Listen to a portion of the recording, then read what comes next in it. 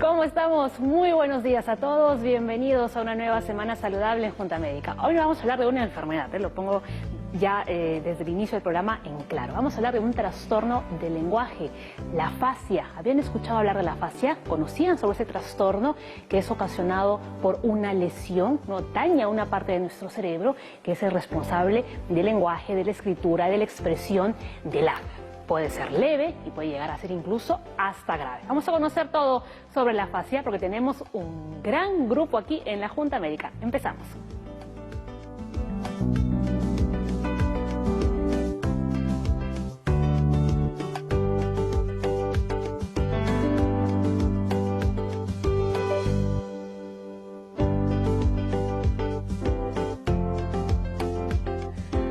Vamos a conocer a nuestros doctores invitados aquí a la mesa de la Junta Médica. Está el doctor Miguel Villavicencio, neurólogo del Hospital 2 de Mayo. También está la médica rehabilitadora Julia Rado, del Instituto Nacional de Rehabilitación, el INR. También Nora Rivas Plata, psicóloga clínica del Centro de Psicoterapia Psicoanalítica de Lima.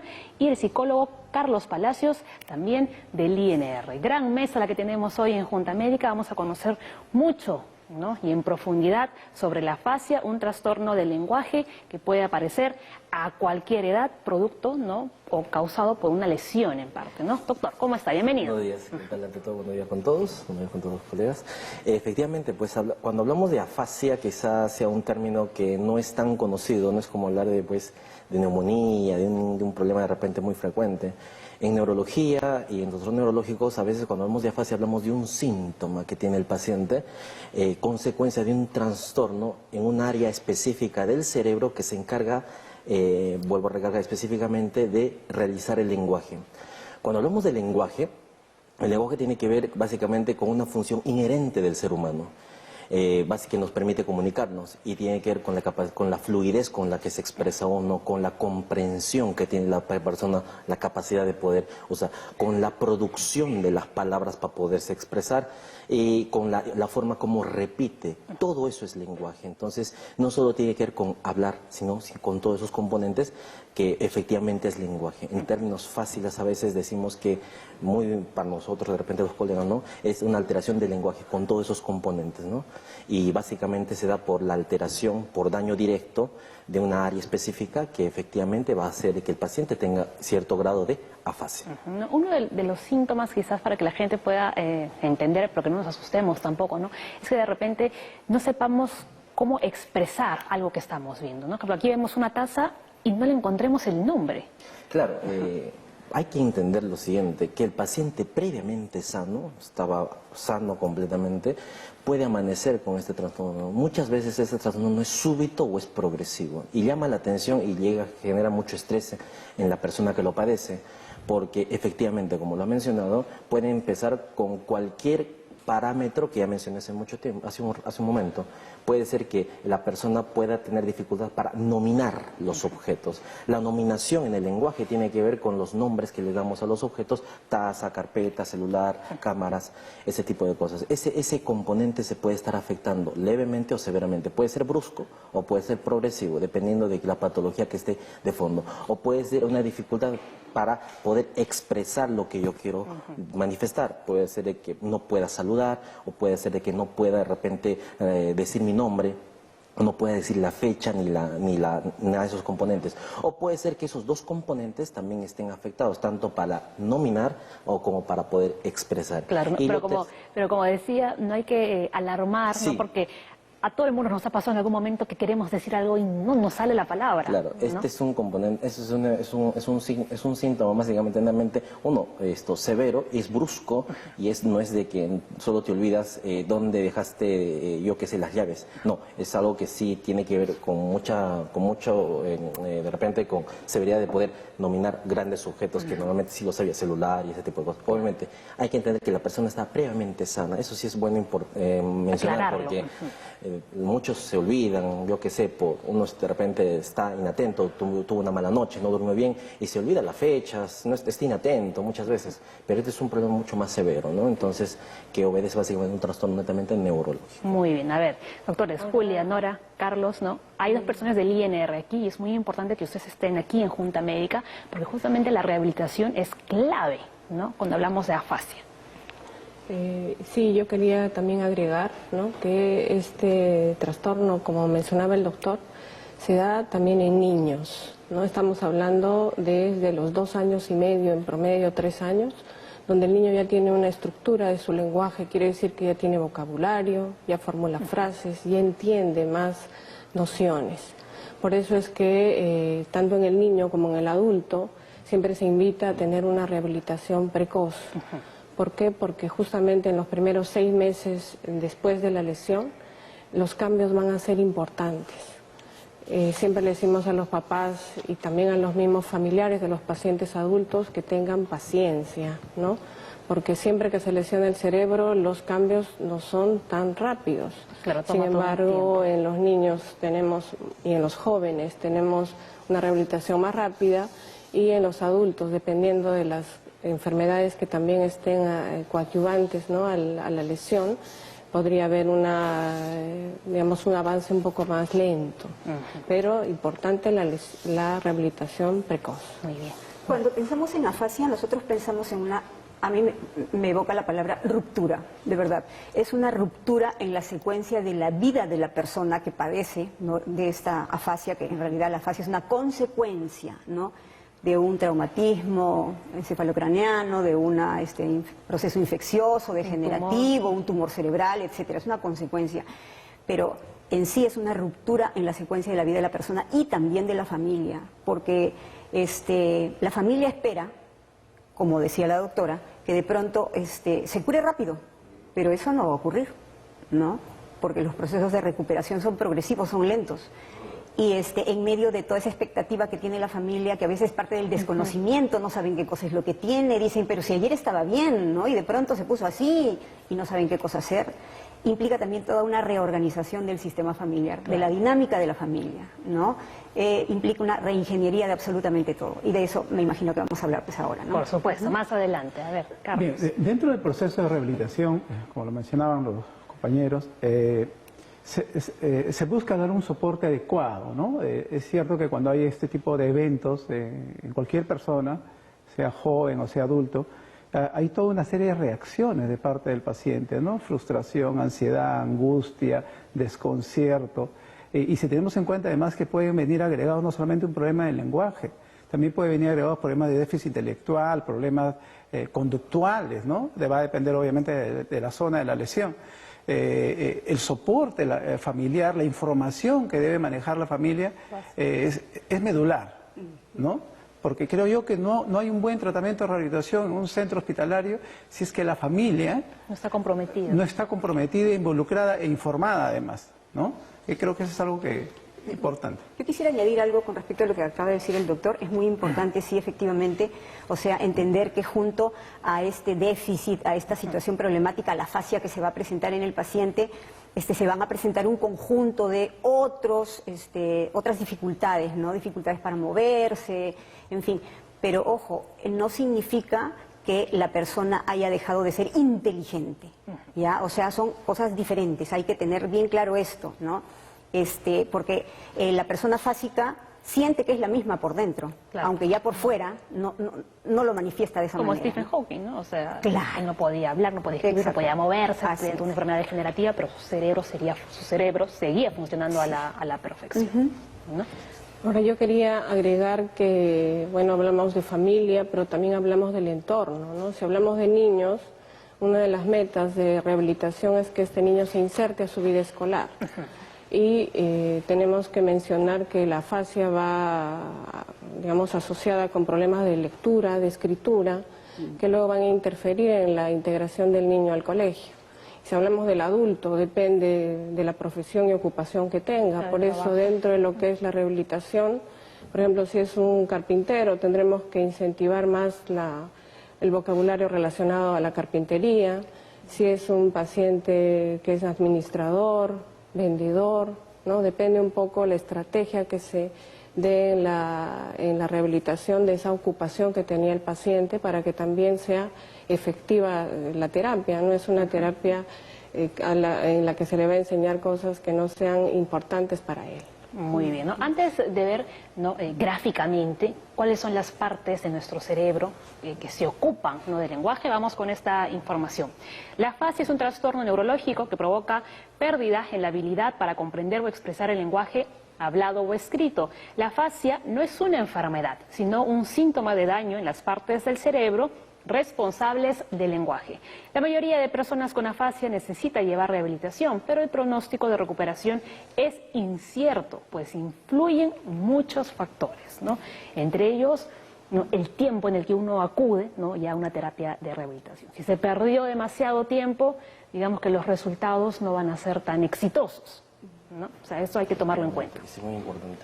Muy bien, ahora sí, vamos a ver algunas fotografías para que nos puedan servir de ayuda y a ver el doctor, ¿no?, nos pueda enseñar, ¿no?, cuáles son aquellas partes. Tiene que estirar un poquito el cuello, doctor, Sí, ahí está. para que podamos verlo bien. Sí, ahí tenemos los dos hemisferios cerebrales, sí, el hemisferio del lado izquierdo y el lado derecho. Efectivamente, básicamente antes se pensaba que el cerebro trabajaba de manera distinta. Hoy en día las neurociencias, que es un área muy apasionada, quizá que te explique estas situaciones que antes no se podían dar a conocer, te dice que funciona en conjunto. Antes decía que básicamente, si bien es cierto, el hemisferio del lado derecho es la parte más creativa, musical, artística, ¿no?, y el izquierdo más la parte lógica, matemática. Hoy en día se sabe que trabaja en conjunto, pero efectivamente sí, hay áreas específicas que podrían potenciar más ese funcionamiento.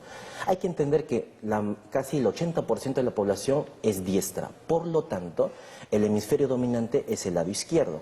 El lado izquierdo tiene que ver, como ahí lo pueden ver, tiene que ver con la parte lógica, matemática, ¿no? Y efectivamente, cada hemisferio siempre tiene un área específica que se encarga de algo, ¿no? Por ejemplo, la parte anterior, que es la parte frontal, ¿sí?, que está pegado a los ojos, ¿no?, es el área específica que controla básicamente el comportamiento, la toma de decisiones, la lógica, y más posterior tiene que ver con el movimiento voluntario. La parte central se llama la parte parietal, efectivamente, que tiene que ver mucho con lo que es la organización del funcionamiento de lo que voy a hacer, la ejecución de movimientos, ¿sí? Yo para coger la taza, primero he pensado, si he ejecutado un movimiento y lo he realizado. Esa es la parte parietal. Y la parte occipital, la parte posterior, sí, tiene que ver mucho con lo que es la visión. Si bien es cierto, muchos dicen, yo veo con los ojos, mentira.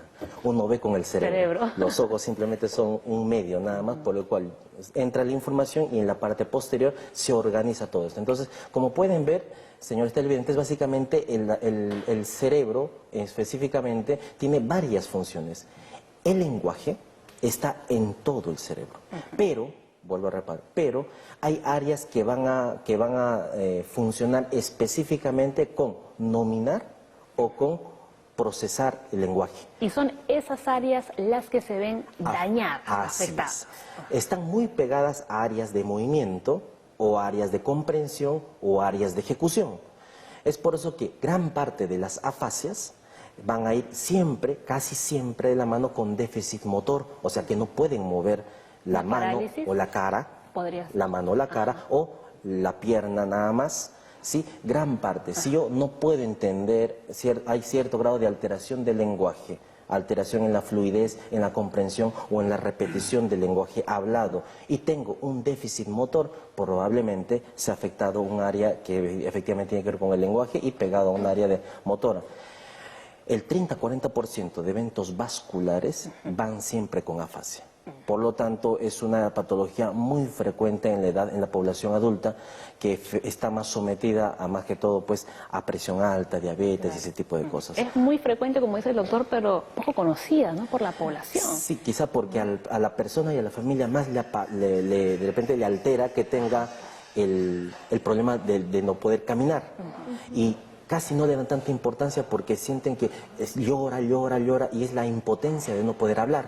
Entonces ya en una evaluación en la emergencia, el paciente llega en la emergencia, todo el mundo se dio cuenta que no puede caminar porque tiene un déficit motor, pero ya en la evaluación te puedes dar cuenta que tiene problemas para el lenguaje. Vuelvo a repetir, la población diestra, el hemisferio dominante, es el lado izquierdo. Y hay una población muy pequeña, reducida, ambidiestra, y los zurdos, que es el lado contralateral.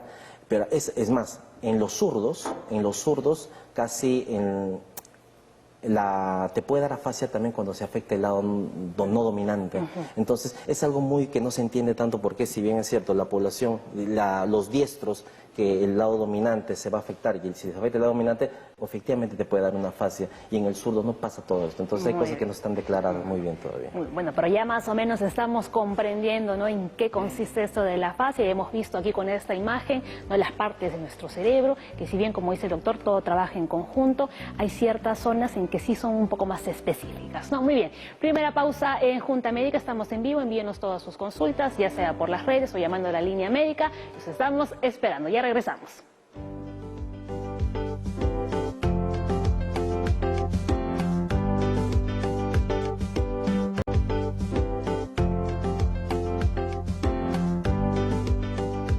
Continuamos hablando de la afasia aquí en Junta Médica y vamos a ver ahora cuáles son las causas, ¿no? Al inicio comentamos un poco que una lesión, por ejemplo, podría ser la causante, un tumor en el cerebro también, ¿no, doctor? Pero pueden haber más. Claro, efectivamente, hay que hablar de que la lesión en esta área que se encarga de procesar el lenguaje tiene que estar alterado. Cuando hablamos de lesión, ¿a qué tipo de...? Ok, a eso voy. ¿Un golpe? La lesión lo puede generar un traumatismo craneoencefálico, este trauma en el cerebro puede generar sangre y esta sangre generar pues efectivamente que esta área se afecte.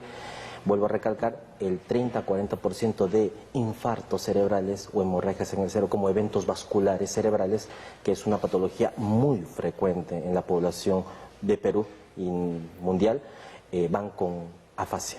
Cosa que a veces nos preocupamos más con quien pueda mover, pero efectivamente la parte del lenguaje no le damos tanta importancia y a veces hay consecuencias que de repente en un rato se puede mencionar. Uno de ellos, la depresión reactiva, que obviamente es consecuencia de todo ello. Vuelvo a recalcar también, una de las causas también son los tumores cerebrales. Esta masa ocupante en el cerebro que crece progresivamente, dependiendo del área que esté afectando, va a tener la sintomatología. Es por eso que una de las sintomatologías por la cual el paciente puede ir a la consulta es por afasia.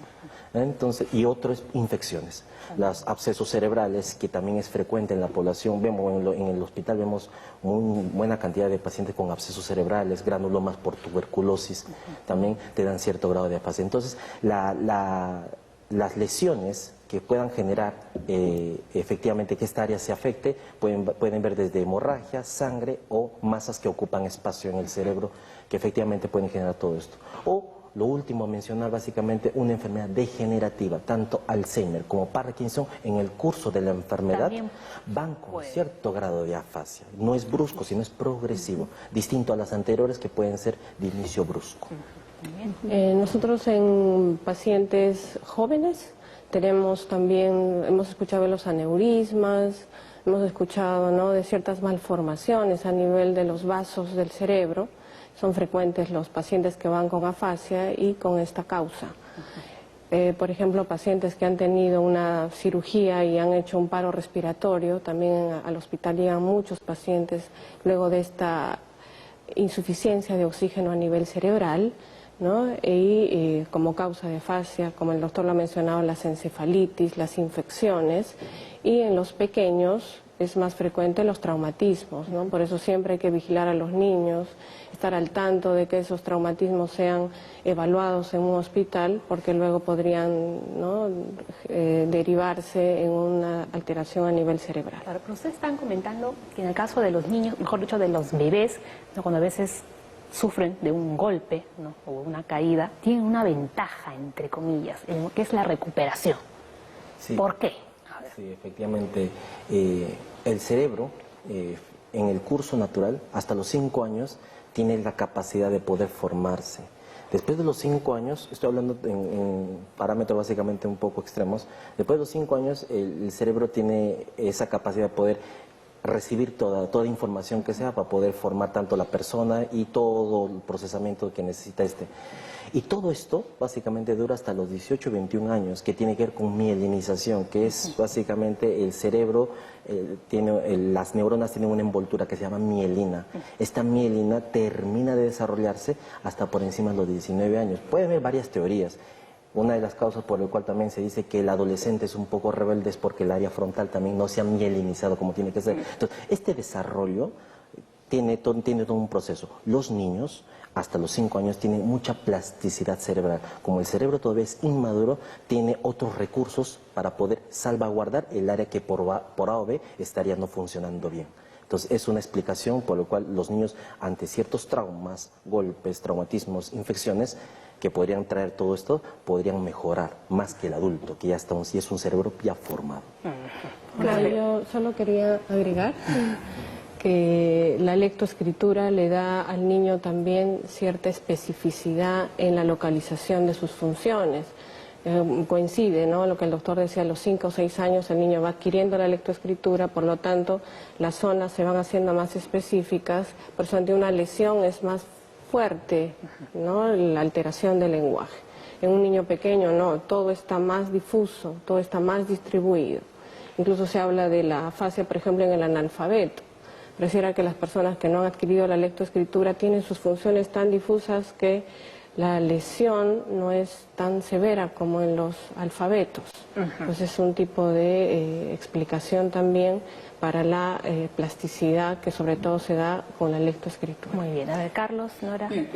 Solamente agregar respecto a lo que se está mencionando, es que teniendo en cuenta la cantidad de variables que pueden influenciar en un cuadro de afasia, va a ser fundamental también el tipo de abordaje, ¿no? Si bien es cierto, la presencia de un terapista del lenguaje es importantísima, pero también la presencia de un terapista físico, de un terapista ocupacional, del psicólogo, del médico, del neurólogo, ¿no?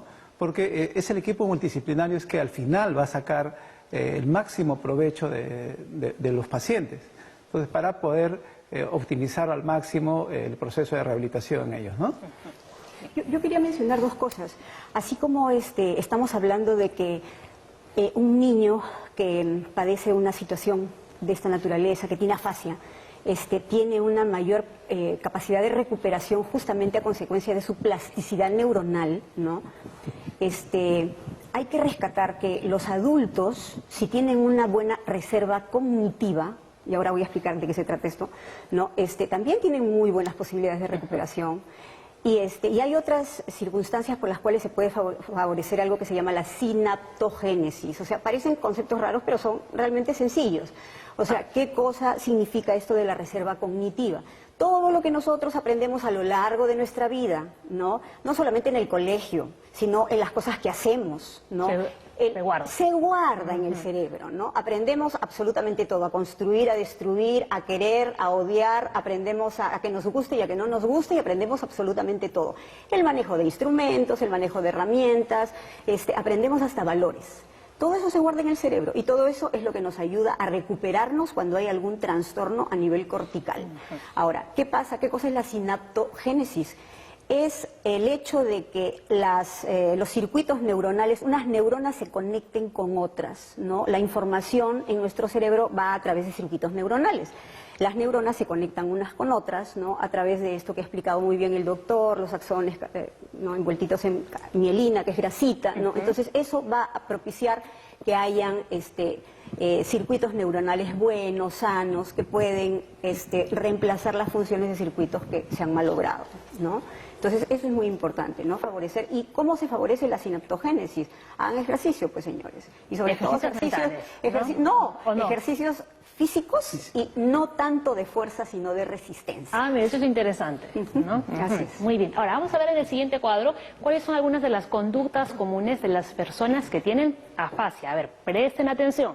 Hablar en oraciones cortas o incompletas, decir oraciones sin sentido, sustituir una palabra o un sonido por otro, ¿no? Pero hay más todavía. A ver, decir palabras irreconocibles, lo que a mí me está pasando. A ver, no comprender conversaciones de otras personas, escribir oraciones sin sentido. Efectivamente, es muy claro los síntomas. Cuando uno ya está, dijimos que es la afasia, los síntomas, lo que lo genera. ¿Esto es progresivo, doctor? Vuelvo a repetir, si el daño, el tumor, que sigue creciendo, obviamente sí. mientras crezca puede generando más lesión. En las degenerativas también, en las afasias frontotemporal, que es un tipo de demencia, hay pues progresión de la enfermedad. Cuando uno ya está evaluando al paciente, lo tenemos al frente, lo estamos evaluando y podemos hablar de cierto grado de lenguaje, Si el paciente durante la conversación empieza a tener, por ejemplo, parafasias, que es el término que usamos cuando hay reemplazo de una palabra por otra a veces, ¿no? Puede empezar una palabra como no terminar en peta, sino terminar en otra frase, sí, parafasias, o en una oración también reemplazar una palabra por otra, no se le entiende bien, entonces uno se puede dar qué está pasando acá. O sea, reemplaza una palabra por otra, pero que no tiene nada que ver con la... Claro, ellos quieren decir, por ejemplo, ellos quieren decir, la taza está fría, la taza está fría. No termina, entonces tú te das cuenta que sí quiere tener un concepto, pero no se le entiende como tal. O durante este proceso de evaluación también pueden ir con neologismos, eso sí, piensan que están diciendo palabras que de repente pero no son nuevo, palabras nuevas, se inventan palabras. Esto no es consciente, es completamente inconsciente, porque hay áreas que pueden estar también tratando de salvaguardar el problema, ¿sí? Y estos procesos, así a grosso modo, y cuando uno le dice, ¿sabes qué? ¿Qué tienes en tu mano? Anomia. No pueden nominar. Entonces, son situaciones muy groseras, por así decirlo, en entrevista, que te pueden estar dando cierto grado de que estés frente a un paciente con afasia. Cuando tenemos eso en la consulta, inmediatamente tenemos que, sí, ya hacer algo más exhaustivo de evaluar todos los componentes del lenguaje. Ahora, vamos a clasificar, porque hay una clasificación de los tipos de afasia, ¿no? No todas son iguales. Ahora, tenemos aquí un cuadro y ustedes nos van a ayudar, ¿no?, a ir explicándolo poco a poco. A ver, dice, está la afasia expresiva, no lo que decía el doctor. Sabe lo que quiere decir, pero tiene dificultad para decirlo o escribirlo, ¿no? Luego está la afasia receptiva, no le encuentra sentido a lo que oye o lee. Efectivamente, la afasia de expresión es una de las afasias básicamente frecuentes, ¿sí? Está dada básicamente por una afectación en una área que tiene que ver con la expresión, básicamente la afasia motora, ¿ya? El paciente puede de repente entender, pero no puede usar las palabras para poderse dar a entender. Esto es muy catastrófico para la persona porque obviamente lo frustra no poderse manifestar. Y la afasia que va, otra forma de afasia, básicamente, la afasia sensitiva, sí, o la afasia que tiene que ver mucho con entendimiento. Esto sí es muy severo en el contexto de que lo limita mucho al paciente porque el paciente piensa poder vocabularizar o poder expresarse, pero no se le entiende nada. Es muy fácil a veces entender, uno va a hablar lo que puede entender. La afasia de sensitiva el paciente no puede entender, por lo tanto no puede manifestarse como tal. Y luego vamos a ver cómo debemos reaccionar, ¿no?, o cómo debe ser la actitud de las personas que estamos frente a alguien que tiene afasia. Eso lo vamos a ver más adelante. A ver, para seguir continuando con los tipos principales de afasia, está la anómica, dificultad en usar las palabras correctas para describir objetos, lugares o eventos. Y luego está la global, la persona que no puede ni hablar ni entender lo que se le dice, leer o escribir. Ahora, cuando analizamos a un paciente con afasia ya en el hospital, muchas de las cosas que hacemos, por ejemplo, es transcribir lo que dice, ¿no? Entonces, el paciente le podríamos preguntar, ¿qué es esto?, ¿no? Y puede decir cucharita, ¿no? Entonces uno tiene siempre que buscar una asociación entre taza y cucharita. Te puedo preguntar sobre pizarra y me dice tiza, por ejemplo. Entonces hay cierta asociación en lo que me está diciendo. ¿Pero él sabe que está diciendo cucharita y no taza? En muchos casos sí, pero hay asociación. Entonces quiere decir que su déficit no está tan severo en aspectos, por ejemplo, receptivos o comprensivos. Hay pacientes que, por ejemplo, te quieren contar algo y omiten artículos, omiten preposiciones, omiten adjetivos. Sin embargo, lo que expresan tiene sentido. Entonces, lo que se busca, sobre todo en aspectos de rehabilitación, es ver todo lo que tiene el paciente, ¿no?, en todos sus componentes. El léxico, que tiene que ver con vocabulario, la sintaxis, que tiene que ver con la estructuración de oraciones, cómo está la parte de semántica, que tiene que ver con la comprensión de información, cómo está aspectos pragmáticos, que a veces nosotros no le tomamos tan en cuenta, ¿no? Cómo están los dobles sentidos. Ese paciente sabe qué es una metáfora, sabe qué es ser piña, por ejemplo, ¿no? En el consultorio también decimos, señor, ¿qué es ser piña? Y asocia la información, ¿no? Claro. mala suerte, ¿no?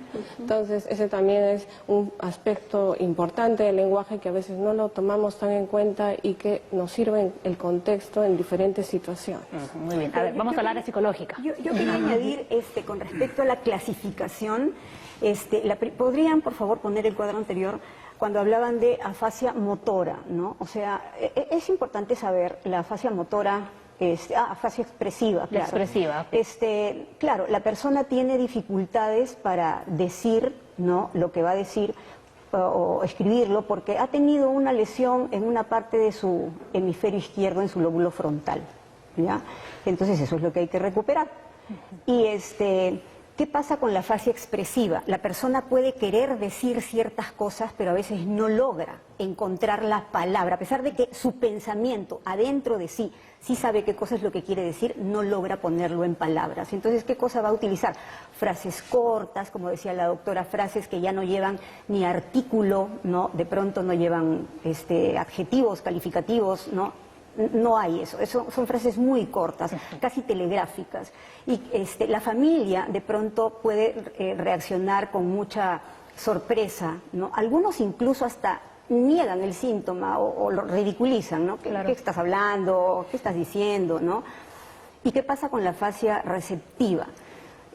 Tiene que ver con una lesión en otra parte de su hemisferio izquierdo que tiene que ver más con los lóbulos temporales. Con la comprensión. Exactamente. Entonces, le pueden decir a la persona que hable, la persona va a hablar, pero es un habla que no tiene significado, ¿no? Es una especie de ensalada de palabras. La persona cree que se está haciendo entender, pero en realidad el otro no lo comprende. Y la persona tampoco comprende lo que el otro le está diciendo, ¿no? Entonces, ahí hay una mezcla ¿Eso de incluye lenguas. balbuceos también? También. Claro. También. Por supuesto. Ajá. Por supuesto, ¿no? Entonces, es muy importante que la familia se dé cuenta de qué cosa es lo que le está pasando a esta persona con la afasia y en función a eso puede elaborar una estrategia para poder comunicarse con la persona, ¿no? Hay que tener en cuenta, bueno, en todas las modalidades de afasia... La clasificación, ¿no? Sí. Hay una serie de reacciones emocionales. No en todas las afasias las reacciones emocionales son las mismas, ¿no? Por ejemplo, en una afasia global, la reacción emocional del paciente es mucho más plana, sin iniciativa, escasa motivación generalmente, ¿no? En los pacientes con afasia receptiva o expresiva, sí, por ejemplo. En la receptiva, básicamente, el paciente puede tener niveles de ansiedad más o menos elevados. Yo quisiera plantearles, por ejemplo, alguna vez en una dinámica con un profesor hablando de afasia, nos hizo una dinámica interesante, ¿no? Entonces nos pusimos todos un masking tape en la boca y intentamos comunicarnos, ¿no? Con gestos, con señas. Y realmente fue una experiencia donde los niveles de ansiedad y frustración se hicieron sentir, ¿no? Un poco para poder entender y para poder ponernos en lugar de los pacientes personas, ¿no? Con afasia, ¿no? Lo importante que es el lenguaje para comunicarnos. Si bien es cierto, no es el único medio, pero dentro del proceso de la rehabilitación, si es que hay dificultades en mejorar los aspectos del lenguaje como medio de comunicación, se tienen que optar también por otro tipo de variables, ¿no? Gestos, seños, posturas, tonos de voz, imágenes, ¿no? Para poder disminuir y ayudar al paciente a que los niveles de ansiedad y estrés puedan bajar. Muy bien. ¿No? Nueva pausa en Junta Médica. Estamos esperando sus consultas, estamos en vivo, no lo olviden. Ya regresamos con más aquí en el programa. Estamos hablando de la afasia.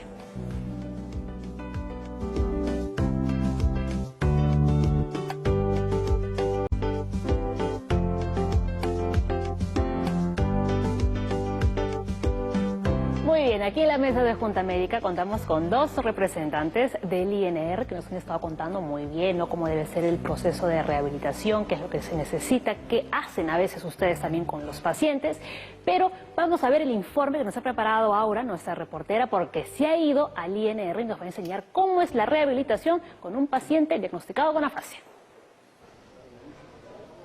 Hola, esta ruta de la salud nos ha traído el Instituto Nacional de Rehabilitación. Hemos llegado hasta aquí para conocer un poco más sobre las terapias que reciben los pacientes con diferentes tipos de afasias. Así que vamos a ver qué tienen para nosotros.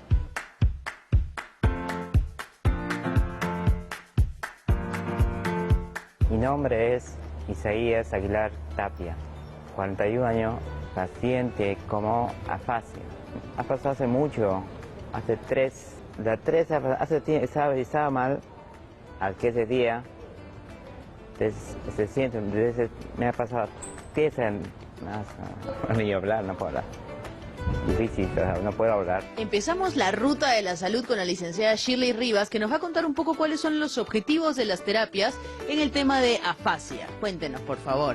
Buenos días. Bueno, los objetivos en la afasia son que el paciente logre incursionar nuevamente en la sociedad, que el paciente sea capaz, ¿no?, de entablar su vida normal, que haga sus actividades normales, ya que por una lesión neurológica ha perdido esas capacidades. Y en el caso específico de Isaías, de acuerdo a su diagnóstico, ¿qué tipo de terapia se le aplica? Sí, bueno, mi paciente Isaías es un paciente que tuvo un accidente cerebrovascular en el 2016, ¿no? Quedó con un diagnóstico de afasia de conducción, en la cual pues él no puede repetir palabras, oraciones, y su lenguaje, a pesar de que es, digamos, parcialmente fluido, también se presenta pues este tipo de dificultades, mostrándose un poco de parafasias, ¿no?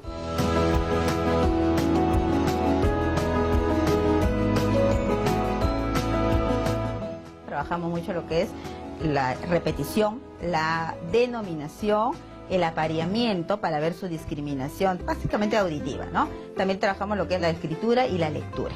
Me iría a trabajar antes, antes era mejor, pero ahora ya no quieren porque digan, como es por lo que no voy a hablar, por no hablar, entonces no es difícil,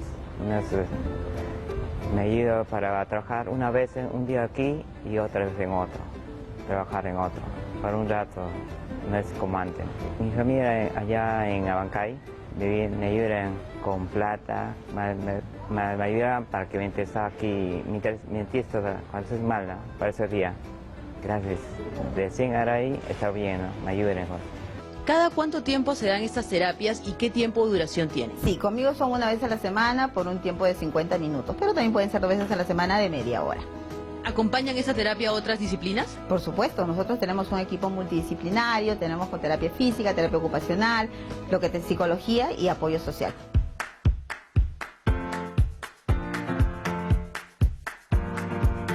Hay que seguir, porque aunque es malo, hay que luchar para sentir en ese día. No solamente es traer al paciente aquí a la terapia, sino es importante el apoyo que los papis, los hermanos, los tíos o todo el familiar que está inmerso, que está dentro de la familia del paciente, esté incluido y practiquen en casa. Es importante que se practique diariamente, ¿no? Y con eso pues el paciente avanza. Aquí tenemos el caso de mi paciente Isaías, que ha avanzado un montón. Perfecto, muchísimas gracias, licenciada. Con esto cerramos nuestra ruta de la salud, así que Paola, hemos hablado un poco de las terapias que se practican en relación a la afasia y con esto regresamos contigo al estudio. Muchas gracias. Chau. A ti, Aura, gracias a ti. Muy bien, ahí escuchamos a Isaías, porque de repente, ¿no?, cuando vemos estos casos, ¿no?, nos ayuda a comprender mejor y también comprendemos, ¿no?, todo lo que ellos enfrentan. Él decía, o sea, yo antes trabajaba y sin embargo ahora ya no puedo hacer porque lamentablemente en ningún trabajo me pueden contratar, ¿no? Porque tampoco hay una política muy inclusiva para personas que han tenido, por ejemplo, en el caso del un ACV. Complicado, porque el lenguaje es uno de los instrumentos por el cual pues nos hacemos el día a día. Tomar decisiones es constante, entonces para cualquier trabajo es bien difícil que de repente con cierta afectación de grado de afasia o déficit motor puedan de repente tener accesibilidad a eso, ¿no? Entonces creo que hay que hacer también una especie de comunicación para que tengan cierto grado de inclusión este tipo de pacientes. Pero la terapia física por ahí es importantísimo porque también le pueden reforzar lo que en verdad el paciente pueda darse. Si es, como le decían, si es carpintero podría hacer cierta actividad, no, si es profesor de repente, ¿hasta qué punto podría llegar, ¿no? Según ustedes lo que han podido ver, ¿no?, en el caso de Isaías, ¿en qué grado estaría él de afasia? Desde el punto de vista neurológico, con lo que he evaluado, es un paciente que tiene cierto grado de fluidez. La fluidez se evalúa, si entendemos más del 50% de la frase que nos puede decir, es un grado leve, moderado. Si es por debajo de esto ya va a severidad. Con la comprensión se puede comunicar, ¿sí? El detalle es cierto grado de repetición que tiene. Se dan cuenta que omite ciertas palabras, entonces podría decirse que, claro, es una fase de conducción, tiene cierto grado de motor, entonces está yendo a mejoría. Probablemente este paciente haya recibido terapia prontamente, entonces eso hace que la recuperación sea más rápida. Hasta cierto grado de repente de artículos que se han revisado, se dice que si la terapia es dentro de los 6 primeros meses o 3 primeros meses, en la terapia del lenguaje, asociado a lo que es la terapia ocupacional, se dice que la recuperación puede ser mucho más rápida. Es más, repite en terapias, en sesiones, que ya aquí nos pueden de repente dar más énfasis en esto, cuando se habla del número de sesiones también tiene que ver mucho con recuperación, pero eso ya depende del grado y la severidad. Ese paciente me parece que ha acudido tempranamente y la recuperación es pronta. Sí. A ver, Carlos, Julia, ustedes que son del INR. Bueno, yo conozco a Isaías y Isaías comenzó con una afasia mucho más severa. Gracias, como decía el doctor, a su pronta rehabilitación, él ha ido haciendo una transición del tipo de afasia. No es que el paciente que tiene una afasia global se queda en ese diagnóstico, puede con el tratamiento ir hacia afasias mucho más leves. En el caso de Isaías, ya está haciendo algunos trabajos como carpintero, porque lo que él se tiene un poco de dificultad es explicar cómo quiere el diseño, tal vez la persona que lo va a contratar, pero nos lleva sus láminas donde él puede a la hora hacer, de ejecutar, ahí no tiene ejecutar no tiene dificultad, ¿no? Cuando hace el trato y cuando tiene que cobrar, ahí es donde tiene dificultades para calcular, ahí es que lo apoyan, ¿no? Incluso la familia le ha dado un taller para que él pueda hacer algunos trabajos, pero no es como tener un trabajo como él lo tenía antes, ¿no? Claro. Dependiente. Bien, lo conozco al paciente, es paciente crónico, debe tener por lo menos 2 años de evolución, Sí, 2016, más o menos, ¿no? Y es cierto, el lenguaje ha mejorado significativamente, ¿no? A pesar de las limitaciones que se observan. Sin embargo, lo que se menciona un poco que el aspecto laboral, me gustaría poder poner énfasis en esto, ¿no? No solamente en la dificultad que pueda tener el paciente en su lenguaje, sino también en todas las pérdidas adicionales, que tiene que ver el trabajo, que tiene que ver su rol como padre de familia, como jefe de familia, como proveedor del hogar, que tiene que ver en el aspecto social, en el aspecto de la sexualidad, inclusive a veces.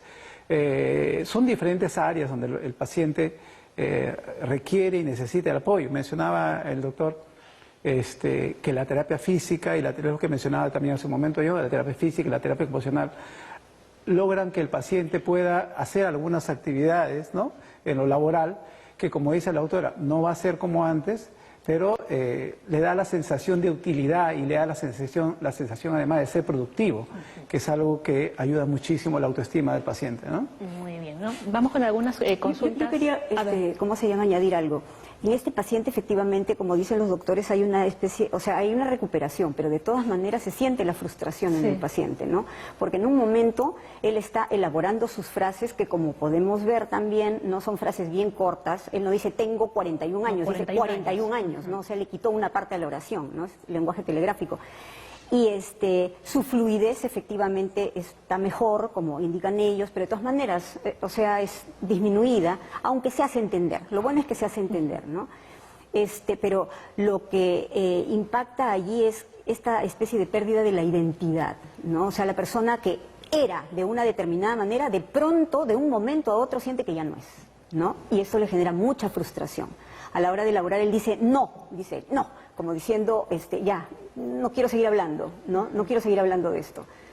Eso refleja la frustración en la que él se encuentra, ¿no? Ahora, hay un libro que describe todo esto, que es de Luria, que es un psicólogo ruso, y él dice, el afásico es ese hombre con el mundo destruido. Y efectivamente, ¿no?, los pacientes que van sienten eso, que este niño puede no tener, cómo va a regresar al colegio, no va a regresar, este adulto va a seguir con su ocupación, ¿qué será de Claro. Cambia la vida totalmente. Es una de las alteraciones del lenguaje más discapacitantes que tenemos. ¿Me dejan leer esta preguntita para responderle a nuestro televidente que nos está escribiendo aquí al Facebook? Como tú dice, ¿cuánta vinculación tiene con la dislalia y la dislexia? La dislalia y la dislexia, en lo que es el desarrollo del lenguaje, la dislexia creo que es, bueno, tiene que ver mucho con lo que es el desarrollo del lenguaje cuando uno es niño. Entonces, tiene que ver básicamente, está asociado, a cierto punto, o sea, el lenguaje se forma, una vez que se forma, se desarrolla, si hay estresores externos, pueden dificultar esto. Por ejemplo, la dislexia, que es un cierto grado de alteración del lenguaje en la formación, muy frecuente en niños, por ejemplo, en los niños que son zurdos y les quieren corregir a diestros, que hoy en día ya no se ve, antiguamente sí se veía, tienen riesgo alto de hacer dislexia. Los famosos, los tartamudos, ¿no? Cierto grado de dislexia. Es porque el lenguaje es tan elaborado y tiene que ver mucho con lo que es lateralidad y dominancia, entonces se ve afectado. Entonces eso se ve mucho en lo que son los niños y durante el desarrollo del lenguaje. Y hablaban de la dislalia, ¿no? Que es la capacidad de poder repetir cierto grado de palabras hasta cierto punto. La dislalia puede ser un síntoma dentro de una fase. Ah, ok. La dislalia es una alteración en la producción de ciertos sonidos que se da desde niño. Y si yo, por ejemplo, pronuncio hasta que soy más grandecito, en lugar de carrito, calito, entonces cuando la profesora ya me enseña a leer y escribir, en lugar de que cuando me dicte carrito voy a escribir calito. Entonces sí hay una asociación. El lenguaje oral tiene que estar bien constituido para que el lenguaje escrito también se dé de manera adecuada. Pero creo que la pregunta que hacía el televidente era ¿cuál es la vinculación? ¿No? Como han mencionado los compañeros, es parte del proceso de aprender a leer y escribir, ¿no? Que pueden darse que puede empeorar si se presentan otras variables, estresores, situaciones dinámica familiar pero no necesariamente hay una vinculación con los casos de afasia, ¿no? Podría haber ahí cosas similares, pero no se le podría calificar como tal, ¿no? Muy bien, vamos con otra consulta. A ver, Pamela Hernández. Hola, quisiera saber si los pacientes esquizofrénicos están en riesgo de tener algún tipo de afasia. Vuelvo a repetir, tenemos que determinar qué factores hay que desencadenen. Una de las causas más frecuentes, hablamos del infarto cerebral, de la hemorragia del cerebro, de un trauma, de un tumor, cualquier situación que esté generando esta afectación en el área que tiene que ver con lo que es el lenguaje, va a generar afasia. Por lo tanto, el paciente que tiene problemas esquizoafectivos, esquizofrenia, depresión, ansiedad, hasta cierto punto, mientras estén bien controlados, bien manejados y no tengan otros factores como hipertensión, diabetes, que generen un evento vascular, por ejemplo, que es lo más frecuente, no tendría por qué tener afectación como afasia, como tal. Tener cierto grado de el lenguaje es muy complejo, en verdad, porque hablaban algo de dislalia, un paciente que tienen afasia tienen cierto grado de dislalia, o sea, algún componente puede estar fallando, ¿no? En niños también se puede ver, pero como le digo, el paciente esquizo con un problema psiquiátrico no tendría por qué tener eso, ¿no? Básicamente, si está bien controlado. Tenemos más consultas, pero las vamos a responder, o mejor dicho, las van a responder nuestros invitados después de la pausa. Ya regresamos.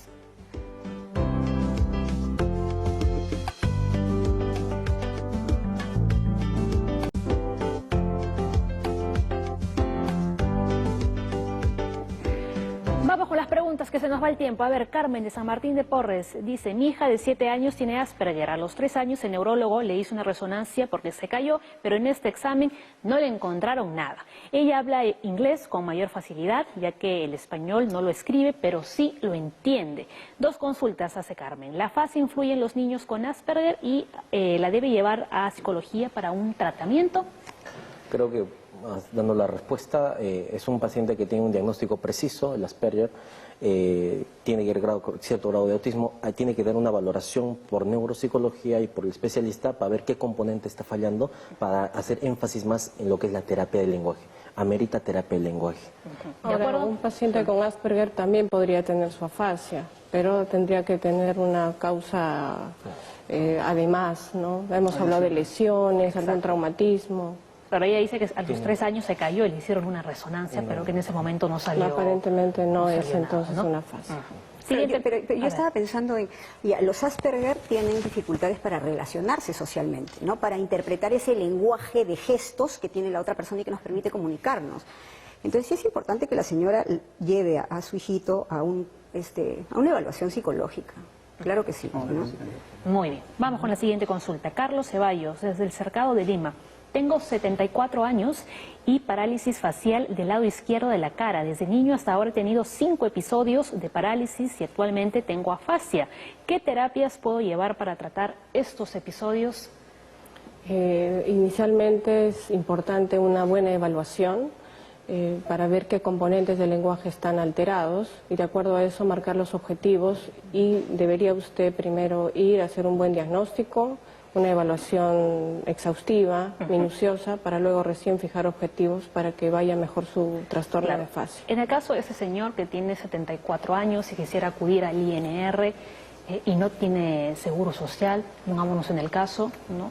Los pacientes que van al INR van con una referencia, sean asegurados, sean sin ningún seguro o que tengan seguro integral de salud. A todos los pacientes se les atiende con toda amabilidad y lo esperamos, señor. Señor ya lo sabe, ¿no? Carlos Ceballos puede acudir al INR. A ver, y Rocío Meléndez, la última, llamó desde Los Olivos. Mi hijo de 5 años no puede hablar bien, pero sí entiende todo. Lo llevo a terapias de lenguaje, pero no evoluciona. Tuvo golpes en el hemisferio derecho, frontal, y hasta fue intervenido quirúrgicamente. ¿Qué puedo hacer y a dónde lo puedo llevar para que pueda tener una mejor recuperación? Una de las cosas que creo que ahí tiene que tenerse en cuenta es una buena evaluación clínica, ¿no? Por los especialistas respectivos, para poder determinar qué está originando este problema del lenguaje. Si bien es cierto, la adquisición del lenguaje puede variar en los niños, ¿no? A veces uno se preocupa porque los niños no pronuncian bien las palabras a los 3, 4 años, cuando su nivel de maduración de repente no es esa, y a veces a los 5 pueden adecuarse muy bien a utilizar las palabras y ampliar su repertorio de lenguaje. Entonces, en este caso específico, creo que una buena evaluación clínica para ver si es derivado a los demás especialistas y poder determinar realmente qué es lo que ha pasado con él, ¿no? Claro, ¿no? Bueno, aquí nos faltó el dato de cuánto tiempo lleva en la terapia del lenguaje, ¿no? Probablemente es un niño que tenía una lesión en el cerebro, ha tenido trauma en el cerebro, por lo tanto ese cerebro ya no es al 100%. Tiene afectación del lenguaje y hay una lesión cerebral, por lo tanto va a tardar mucho más tiempo en recuperar, hasta donde se pueda recuperar con las terapias exhaustivas. El tiempo es importante. Si, por ejemplo, esto tiene más de 6 meses, hay que hablar bien con la familia y con la mamá más que todo, que eso va a tardar un poco más en recuperar y hay que ver cuánto se puede recuperar, es decir, la parte expresiva, la parte más que también motora o de emisión, ¿no? Hay que ver bien los tiempos, pero de que tiene un trauma que puede estar generando todo esto. Ahora, yo siempre les comento a los familiares, no es solamente llevar al paciente a terapia, sino también ver qué tanto en casa reforzamos, ¿no? lo que se hace, importante, ¿no? Porque si no, realmente la terapia no funciona. A veces nos confiamos, está yendo a rehabilitación o está yendo a su terapia, y en casa no cambiamos absolutamente nada. Lo que la experiencia nos muestra en el día a día es que hay esa creencia, ¿no? Lo llevo al paciente al hospital para que lo vean los profesionales y la familia se involucra poco o nada, ¿no? Entonces, algo que deben tener en cuenta la familia de cualquier tipo de pacientes es que su presencia, que se involucren, que se informen respecto a lo que el paciente tiene, va a marcar la diferencia en cuanto a la rehabilitación, ¿no? Y a la mejoría del paciente. Si eso no hay, va a ser bien complicado que el paciente pueda lograr algún avance importante, ¿no? Nos vamos a ver, Nora, comentario final. Es duro para la persona que de haber estado o sentirse sana, de pronto amanece con este problema, ¿no? Y lo peor de todo es que todos quieren ayudarle, pero no saben cómo. Entonces, esto significa empezar desde cero, ¿no? Las recomendaciones, entonces, ¿cómo deberíamos actuar nosotros? Por ejemplo, primero entender que esto es un trastorno, ¿ya? Que necesita ser tratado lo más pronto posible. Lo segundo, hay que tener mucha paciencia y mucha constancia. Es muy importante trabajar, ¿no?, en lo que es la rehabilitación, entrenando, ejercitar al paciente, pero sin llevarlo al agotamiento, porque a veces también, así como hay gente que no se involucra, hay gente que más bien quiere la recuperación rápida y somete al paciente a una serie de ejercicios que en realidad lo agotan, y eso está mal. Hay que entender que el paciente afásico tiene mucho cansancio, no solamente para hablar, sino también para moverse, y que su cuerpo ya no va a responder como antes, ¿ya? Muy bien. Entonces, no cansarse, Perfecto. hay que seguir adelante. No, y rapidito, ¿no?, para reforzar lo que nos han contado los doctores. A ver, cuando hable con una persona con afasia, limite las distracciones y el ruido. Hable en lenguaje de adultos, no finja entenderla si no le comprende. Establezca contacto visual cuando le hable a la persona, y si la persona con afasia no puede entenderlo, no grite tampoco, ¿no? Muy bien. Muchísimas gracias a todos. Creo que son las 10 o 10 y 1, las 10 en punto, creo, ¿no?